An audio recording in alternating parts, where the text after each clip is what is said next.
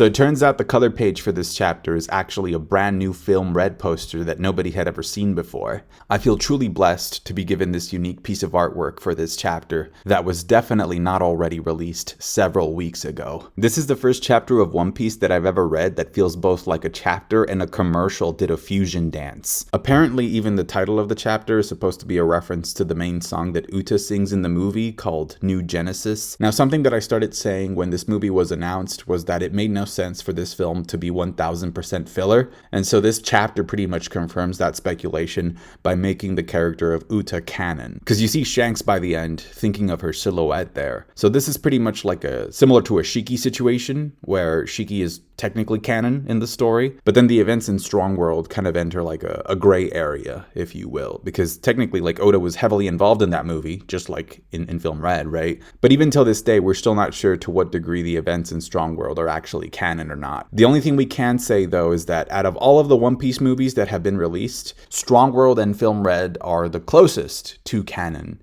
out of all the One Piece movies. Hello everybody, so I just have to interrupt this very quickly to do a little PSA here.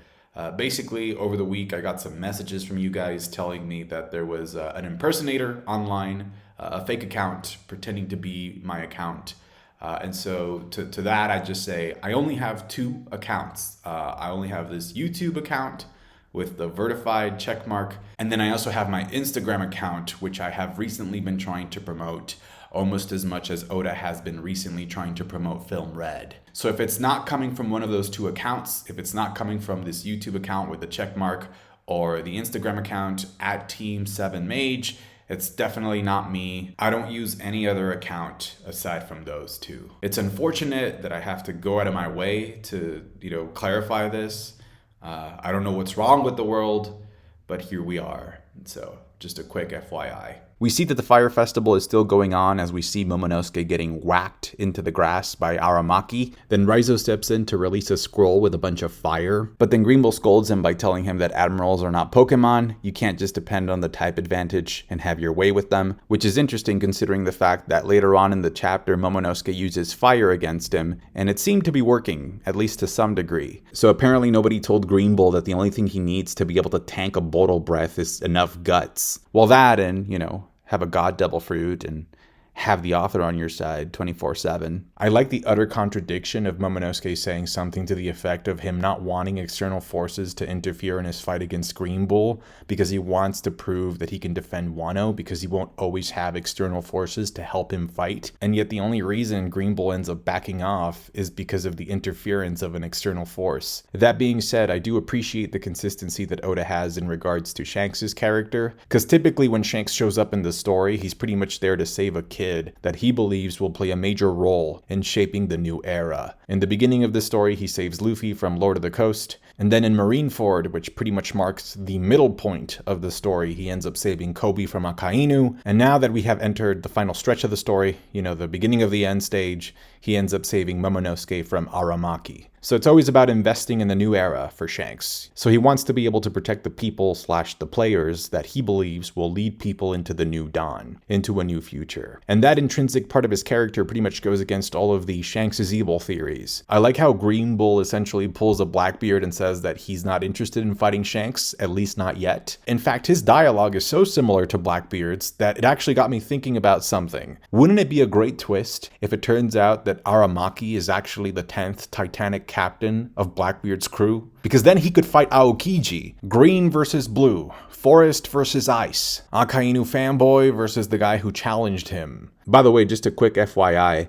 So I've seen people asking, why is it that Shanks didn't go to Wano to help Odin fight against Kaido? If he knew Momo and he knew Hiyori, how come he never showed up to Wano to help them? So if you go to chapter 958, you'll see that Rayleigh, Shanks, and even Buggy are all offering to help Odin. They want to go to Wano to help him out, but he refuses. He says, no, this is something that the Kozuki clan must do for themselves. Similar to what Momonosuke says in this chapter. And then Odin also tells Roger's crew that he's going to work with his retainers and wait for over 20 years for the new dawn. So yeah, Odin is essentially the reason for why Shanks has not interfered in Wano up until this point. I mean, Shanks did intercept Kaido on his way to Marineford, but we know that event happened outside of Wano because Kaido had actually taken King with him. Now, Sukiyaki mentions that because Jack was a fishman, it was pretty easy for him to find the location of the road poneglyph, despite Sukiyaki never telling Kaido and Orochi where it was. Now, the thing here is that this only makes sense if Jack found the road poneglyph before he ate his mammoth devil fruit. Because after he ate the fruit, he obviously lost his ability to swim. And we saw this, right? How he kind of just sort of sits at the bottom of the ocean, just kind of sitting there reflecting, but unable to move. Now, the sexual attraction between Law and Robin is getting more and more apparent as the story goes on.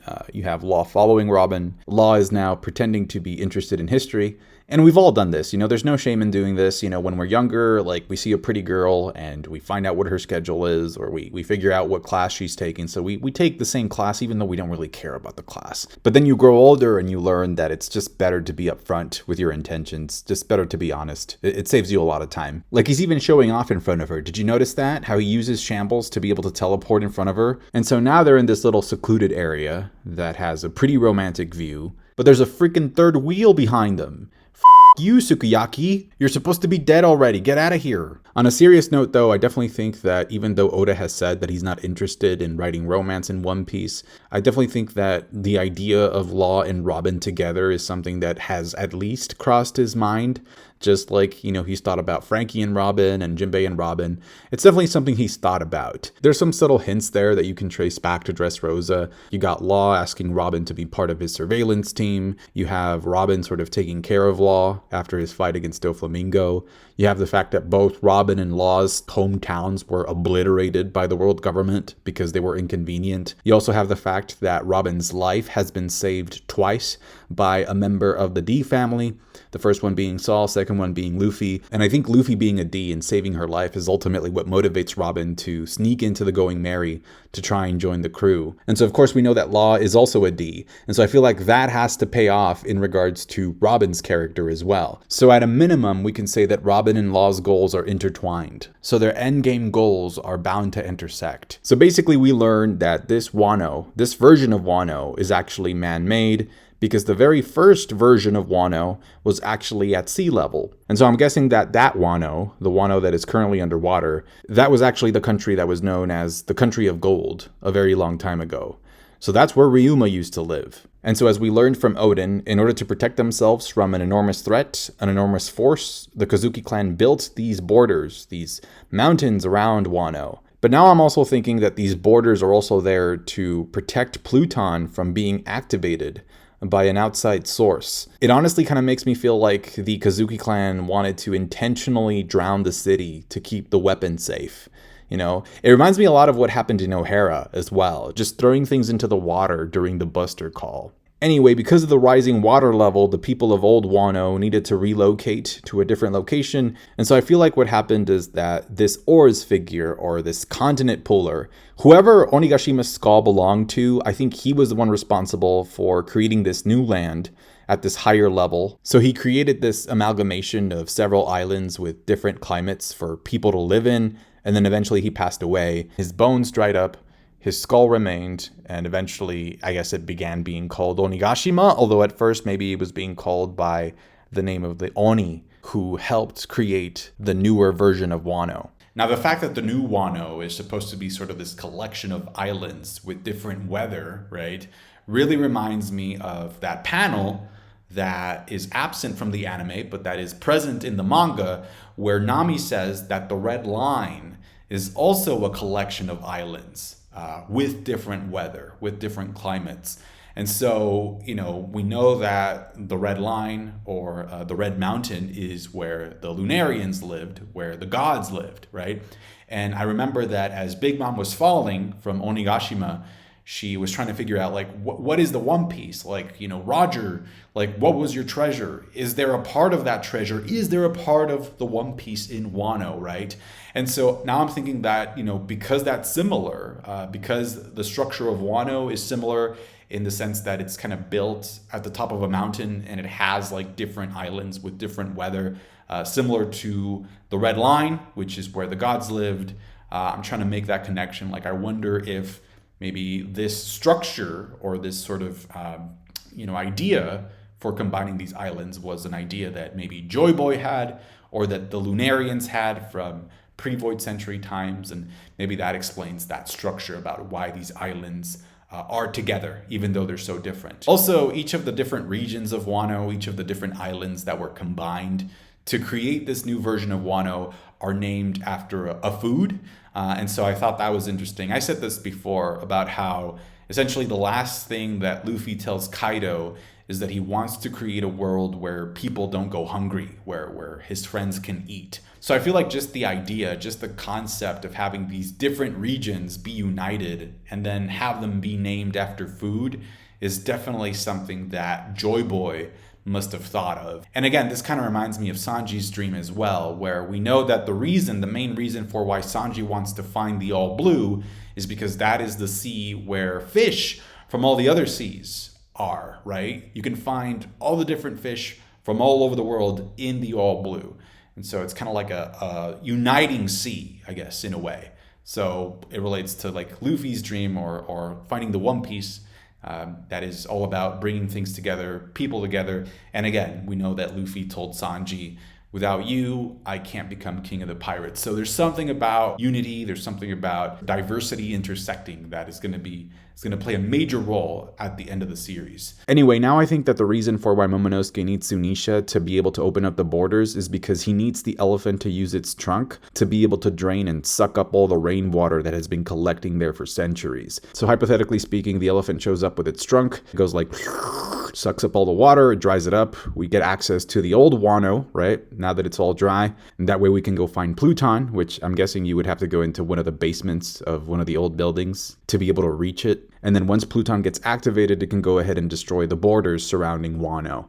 That's how you open up the borders and you release Pluton at the same time. Now, one of the things that I was confused about at first is that if the waterfalls at the entrance of Wano are being caused by the accumulated rainwater, then eventually the falls would stop because they would drain the water, right? And yet it seems like these waterfalls are always active. So how is it possible that the waterfalls can continue to flow consistently when their source of water, which is that rainwater, is actually finite? And so I think the reason for that is because there's a system in place outside of Wano that just recycles the rainwater over and over again. That's why when they first arrived at Wano, Sanji didn't understand why there were carp outside, because carp are freshwater fish. But it makes perfect sense. If this is actually the rainwater, it's freshwater, so, this is where carp live. And we also know that the area surrounding Wano is always subject to bad weather. Like, it's always surrounded by these dark rain clouds. And so I think they're intentionally part of that system that is meant to recycle the rainwater and keep old Wano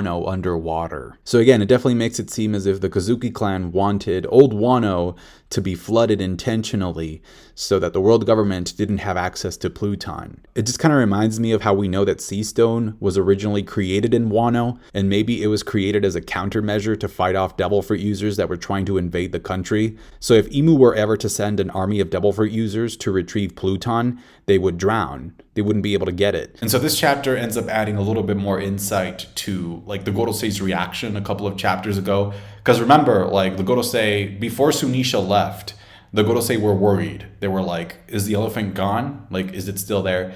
And again, I think it goes back to like Sunisha being the key to unleashing Pluton or being able to get access to Pluton. And that's why Green Bull in this chapter repeats something that Rob Lucci said back when he was in the world government ships that were also outside of Wano. Lucci said that if Kaido were to fall, then the world government would seize control of Wano. Because with Kaido gone, there would be nobody standing in the way of people going into Wano and reactivating Pluton if they wanted to. And so I'm guessing that the world government, to some degree, trusted Kaido to not use the weapon, right? Or maybe they knew that Kaido just didn't know how to revive the weapon. And so that's why when the idea of Kaido being defeated started becoming a real possibility, the government sent these ships over to Wano so that, they would intervene, they would get involved. But then Momonosuke decided not to reactivate the weapon, and so that kind of gave the government some time to relax. Because just like Akainu mentioned in the previous chapter, the marine forces are spread thin because they're busy dealing with all this chaos that has happened post-Reverie. So again, we head outside to touch some grass, and I like how Yamato looks like a kid hanging upside down some monkey bars. Whoa, Momonosuke, you need to ask for help here. And Momonosuke's like, shut up, Yamato, watch this. And even though Momonosuke doesn't name the attack, it's one of those panels you can hear because Kaido spammed it so much, I can literally hear Boro Brother! Wedding Keki! Boro Brother! Wedding Keki! 10 years plus, guys.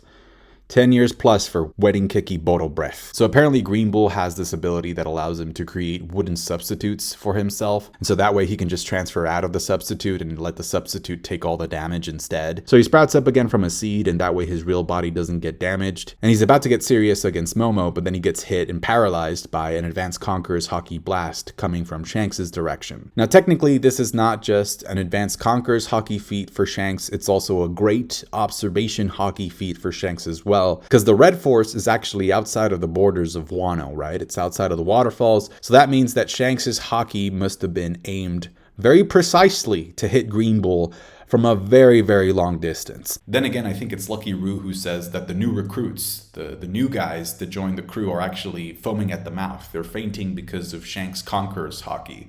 So it's kind of strange because it has to be precise enough to hit Green Bull and not Momonosuke and the Scabbards or Yamato. But apparently when it gets unleashed, it's just all over the place. Anyway, Green Bull throws his hands into the air, and what's interesting here is that Shanks' Haki was actually strong enough to push Green Bull out of his Logia form. Like the Haki is actually negating the Logia ability, right? It reminds me of Blackbeard's power and how it's able to sort of pull in the Double Fruit user and negate their power. And so in Shanks' case, he's able to paralyze them and push the power away instead. It kind of goes back to what Kaido told Luffy during their fight as well, about how Haki reigned supreme against Double Fruits. That's how Roger was able to get to where he got, because even though he didn't have a Double Fruit, he was a pro at using Haki. By the way, during Road to Laugh Tale Volume 2, there was a brief section on Black Blades. There was a little section that said, many questions still remain unanswered when it comes to Black Blades like Yoru and Chusui. Is Haki alone really enough? And so this pretty much suggests that you need something else aside from Haki to be able to create a Black Blade. Otherwise, Roger and Whitebeard would have had Black Blades, and people like Shanks would already have a Black Blade as well, because they're pros at using Haki. So there has to be something else. There's a secret factor in being able to forge a Black Blade that we don't know of yet. Anyway, by the end of the chapter, we get a shot of Yonko Luffy alongside his 3 Yonko commanders, waiting to see if they needed to get involved or not. It's worth noting, though, that we have not had an official celebration, an official toast for Jinbei joining the crew, because that was postponed right before the raid started, before the Straw Hat crew got to Onigashima. And so I'm guessing that this is being saved for when Yamato officially joins, which I think at this point is sort of inevitable. Same thing for the new bounties. I think we're getting the Straw Hat new bounties and the toast, the celebration for the 2 Nakama in the same chapter. Finally, this week's chapter comes to a close with the Red Force pulling a Sunisha and fading off into the mist. Overall, I can honestly say that this was a great commercial for Film Red. I was kind of expecting a note by the end there, like with the Marvel movies, something that says something like, Red Hair Shanks will return in Film Red in theaters in Japan August 6th. I feel like Green Bull has to qualify for being the unluckiest admiral ever. Like, imagine being a silhouette for 4 years, only to be clowned long distance 1.5 chapters after your first appearance. But I guess Green Bull was the sacrifice that the story demanded in order for Oda to be able to sell more Film Red tickets. And so with Green Bull getting paralyzed like this, we are now back to being in a very similar situation that we were in back when Luffy awakened his Double Fruit, the Nika Nika no Mi, which is with a narrative amount of tension that equals below 0. But then a part of me also feels like this is just the natural progression of the story, because the closer we get to the ending, the more we're going to see Oda's clown patrol going around the neighborhood, knocking on doors to be able to hand L's to these villains, to these antagonists. It's just that Green Bull ended up getting the short end of the stick. So the moral of the story is, maybe next time, don't have a character be a silhouette for 4 years if you're going to turn him into a broccoli and then paralyze them. At the very least, I can at least hope that Raizo is dead. After Shanks freezes Green Bull, we get a small panel with Yamato celebrating, and in that very same panel, in the background, we get to see Denjiro with Raizo. And Raizo is apparently still on the ground, unable to get up. So I don't know what happened. It almost makes it seem as if Yamato is celebrating the fact that Raizo has died. Anyway, like I said, I thought this was a really good commercial, a really good ad for Film Red. And the part of the chapter that was actually a chapter was also good as well. Do you guys think that Green Bull is just going to get up and leave? I don't know. I remember that a couple of chapters ago, he did ask for a battleship, right? He was saying like, send me a battleship and don't tell Akainu about this. So I don't know if and when that's going to pay off. But I do know that as the Red Force sailed away, I could totally sense Yasop on deck going like, whoo, I dodged a bullet there, boys. I was not ready. I was not ready to meet my own flesh and blood. Now I can continue being an irresponsible dad for a couple more years. In other news, I thought last night's anime episode had really atrocious pacing. The pacing was really bad, but at least Zoro's moment looked really good. I appreciated Zoro's Ashura. That's going to do it for me today, guys. Thank you so much for watching and for all of your support. Again, remember, I only have 2 accounts, this YouTube one and the Instagram account that I already mentioned. All the other ones, they're not me. Thank you again. Take care. Have a great week, and I'll catch you guys later. Bye.